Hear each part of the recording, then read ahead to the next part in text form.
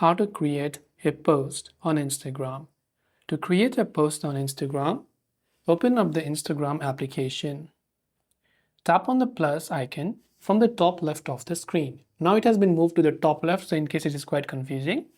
If you want to select a single photo, you can only select a single photo, adjust the size like this, and tap on the next button.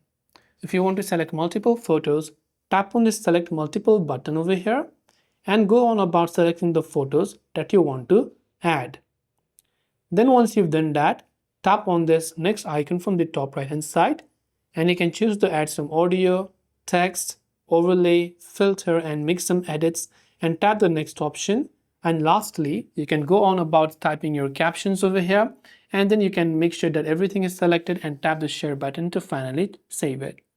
This way you can create a post on Instagram. Hope this video helped you out. If you have any questions, feel free to leave them down. Thank you for watching and see you in the next video.